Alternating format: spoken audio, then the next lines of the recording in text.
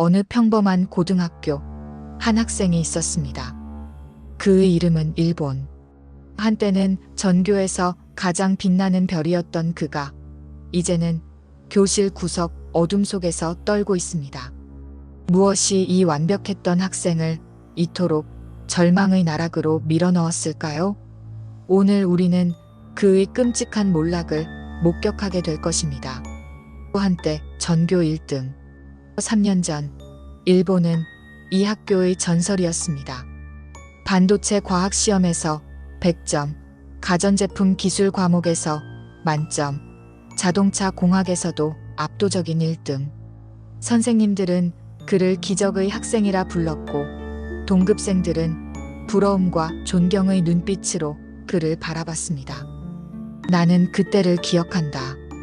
복도를 걸을 때마다 아이들이 수군거렸다. 저기 일본이 간다. 역시 천재는 다르네. 우리도 저렇게 될 수 있을까? 나는 그 시선들을 즐겼다. 아니, 당연하다고 생각했다. 나는 특별했으니까. 교무실에서는 선생님들이 나를 두고 회의를 했다. 일본 학생, 정말 대단해요. 이런 학생은 처음 봅니다. 나는 교실에서 가장 앞자리에 앉았고 모든 질문에 완벽한 답을 했다. 시험지를 받을 때마다 다른 아이들은 나를 힐끔거렸다. 100점이 적힌 내 답안지를. 그것이 당연한 일상이었다. 하지만 나는 몰랐다. 그 완벽함이 독이 되어가고 있다는 것을. 친구들이 하나둘 내 곁을 떠나기 시작했다는 것을. 일본인은 우리와 달라. 걔는 너무 잘나서 같이 있기 불편해. 라는 속삭임들이 교실을 맴돌기 시작했다는 것을. 나는 여전히 1등이었지만 점점 혼자가 되어가고 있었다. 그 고독의 그림자가 이미 내 발밑에서 꿈틀거리기 시작했다는 것을 나는 알지 못했다. 버블의 저주. 그러나 운명은 잔혹했습니다. 일본의 가정에 경제적 위기가 닥쳤고 그의 삶은 하루아침에 무너져 내렸습니다. 한때 최고였던 그는 이제 바닥을 기어다니고 있었습니다. 나는 아직도 그날을 기억한다. 아버지가 침울한 표정으로 거실에 앉아 계셨다. 일본아, 우리 집 사정이. 그 순간 내 세상이 무너졌다. 학원비, 과외비, 모든 것이 끊겼다. 내가 그토록 자랑스러워했던 성적의 비밀 무기들이 하나씩 사라져갔다. 교실에서 나는 점점 뒤처지기 시작했다. 한때 완벽했던 답안지에는 틀린 문제들이 나타났다. 85점, 78점, 급기야 60점대까지 떨어졌다. 친구들의 시선이 변했다. 부러움은 연민으로, 존경은 무시로 바뀌었다. 일본이 요즘 왜 저래? 성적이 많이 떨어졌네. 옛날엔 정말 대단했는데. 그 속삭임들이 내 귀를 파고들었다. 나는 책상 서랍을 열어 과거의 성적표들을 꺼내봤다. 빛바랜 종이 위에 적힌 100점들. 그것들은 이제 나를 조롱하는 듯했다. 넌 이제 이런 점수를 받을 수 없어라고 말하는 것 같았다. 점심시간 나는 혼자 앉아 도시락을 먹었다. 예전엔 내 주위에 둘러앉던 아이들은 이제 다른 테이블에 모여 있었다. 그들의 웃음소리가 들렸지만 그 웃음 속에는 내가 없었다. 나는 투명인간이 된 기분이었다. 그리고 그때부터 이상한 일들이 시작되었다. 괴이한 그림자. 일본의 교실에 기이한 현상들이 나타나기 시작했습니다. 그의 책상 주변에는 설명할 수 없는 어둠이 드리워졌고 그 어둠 속에서 무언가가 꿈틀거리고 있었습니다. 나는 처음에는 착각이라고 생각했다. 창문으로 비치는 햇빛이 교실을 밝혔지만 내 책상만은 왜인지 항상 그림자 속에 있었다. 다른 아이들은 눈치채지 못하는 것 같았다. 아니, 애써 외면하는 것 같았다. 어느 날 오후 나는 수학 교과서를 펼쳤다. 그런데 글자들이 흐려지기 시작했다. 아니다. 누군가가 검은 잉크로 글자들을 지우고 있었다. 보이지 않는 손이 내 교과서를 망가뜨리고 있었다. 나는 주위를 둘러봤지만 아무도 나를 보고 있지 않았다. 뭐야 이게? 나는 중얼거렸다. 그때 공책을 펼쳤다가 경악했다. 어젯밤 정성스럽게 정리한 노트가 엉망이 되어 있었다. 그리고 페이지 한복판에는 붉은 글씨로 나고자라는 단어가 새겨져 있었다. 내가 쓴 적이 없는 글씨였다. 휴지통에서 찢어진 종이 조각들이 바스락거렸다. 내 옛 성적표들이었다. 누가 찢었는지 알 수 없었다. 나는 그 조각들을 주워 맞춰보려 했지만 손가락 끝이 차갑게 식어갔다. 그리고 그때 창문 유리에 비친 내 모습을 봤다. 하지만 거기에는 내 모습이 아닌 검은 형체가 서 있었다. 그것은 나를 향해 비웃는 듯한 미소를 짓고 있었다. 그날 밤부터 나는 잠을 잘 수 없게 되었다. 어둠 속에서 누군가가 나를 지켜보고 있는 느낌. 그리고 귓가에 들려오는 속삭임. 넌 이미 끝났어. 넌 더 이상 특별하지 않아. 중국 전학생의 등장. 나레이터 새학기. 중국이라는 전학생이 나타났습니다. 그는 일본이 한때 가졌던 모든 것을 가지고 있었고 그보다 더 많은 것을 원하고 있었습니다. 나는 그가 교실에 들어오는 순간을 잊을 수 없다. 키가 크고 당당한 걸음걸이. 선생님이 소개할 때 그의 성적표를 봤다. 모든 과목이 만점이었다. 아니, 만점을 넘어서는 점수들도 있었다. 특별활동 점수까지 완벽했다. 안녕하세요. 저는 중국입니다. 잘 부탁드립니다. 그의 목소리는 자신감으로 가득했다. 교실 분위기가 순식간에 바뀌었다. 아이들의 눈이 반짝였다. 예전에 나를 보던 그 눈빛으로 중국을 바라보고 있었다. 점심시간 중국 주위로 아이들이 몰려들었다. 와, 중국아 너 정말 대단하다. 이번 시험 어떻게 공부했어? 나는 멀리서 그 모습을 바라봤다. 예전의 내 모습이었다. 아니, 나보다 더 화려했다. 중국은 나를 한 번 보더니 차가운 미소를 지었다. 그 눈빛에는 동정도 존경도 없었다. 오직 무심만이 있었다. 아, 일본이구나. 소문 들었어. 예전엔 대단했다면서? 그의 목소리에는 비꼬는 듯한 톤이 스며 있었다. 지금은 어때? 성적이 많이 떨어졌다던데? 중국의 말에 주변 아이들이 웃었다. 나는 아무 말도 할 수 없었다. 목이 막힌 것 같았다. 중국은 내 반응을 보고는 만족스러운 듯 고개를 끄덕였다. 그날 오후 시험 결과가 발표됐다. 중국이 1등, 나는 15등이었다. 중국이 내 옆을 지나가며 속삭였다. 이제 시대가 바뀐 것 같네. 넌 과거의 사람이야. 그 순간 나는 등골이 오싹해졌다. 그의 눈빛이 마치 넌 이제 필요 없어라고 말하는 것 같았다. 잊혀진 이름. 일본의 존재감은 점점 사라져갔습니다. 마치 처음부터 없었던 사람처럼 그의 이름이 하나씩 지워져 가고 있었습니다. 나는 교무실 앞을 지나가다가 멈춰섰다. 벽에 붙은 우수학생 명단에서 내 이름을 찾고 있었다. 하지만 어디에도 없었다. 3년 전 분명히 있었던 내 이름이 완전히 사라져 있었다. 그 자리에는 공백만이 남아 있었다. 선생님, 제 이름이. 나는 담임 선생님께 물어보려 했다. 하지만 선생님은 나를 보고도 잠시 당황스러운 표정을 지으셨다. 너는 마치 내가 누구인지 기억나지 않는다는 듯한 표정이었다. 그런 일이 가능한가? 3년간 가르쳐온 제자를 잊는다는 것이? 학급 게시판에 붙은 최신 성적표를 봤다. 1등부터 30등까지의 이름들이 적혀 있었다.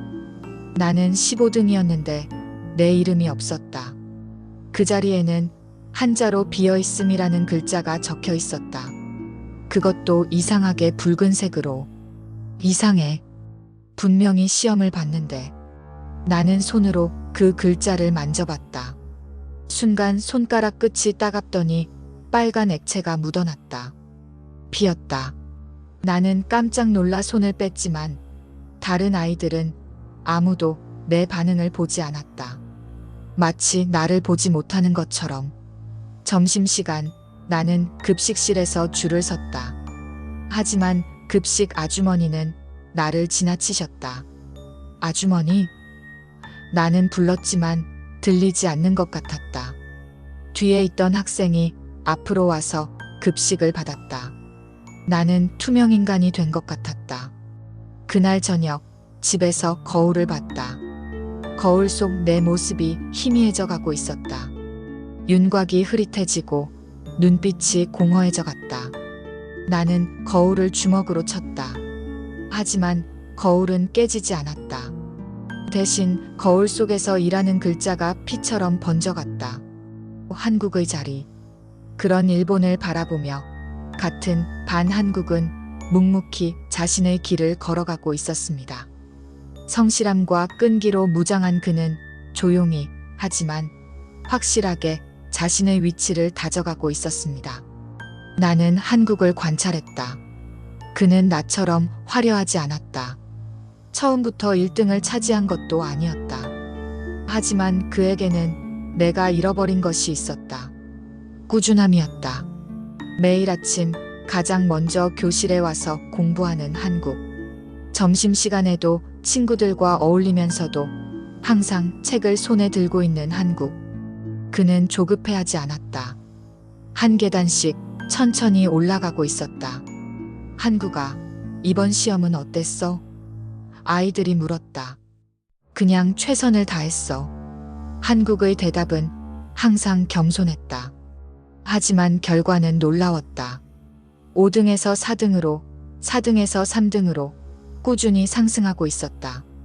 선생님들도 한국을 주목하기 시작했다. 한국 학생, 정말 성실하네요. 이런 꾸준함이면 분명 좋은 결과가 있을 거예요. 나는 그 말을 들으며 가슴이 타들어갔다. 예전에 나에게 하시던 말씀들이었다. 어느 날 한국이 2등을 차지했다. 반 아이들이 박수를 쳤다. 한국아 축하해. 정말 대단해. 나는 구석에서 그 모습을 바라봤다. 부러움과 질투, 그리고 묘한 자부심이 동시에 몰려왔다. 한국의 성장을 보며 예전의 내 모습이 겹쳐 보였다. 하지만 이제 그 자리는 내 것이 아니었다. 한국은 나에게 다가와 말했다. 일본아, 괜찮아?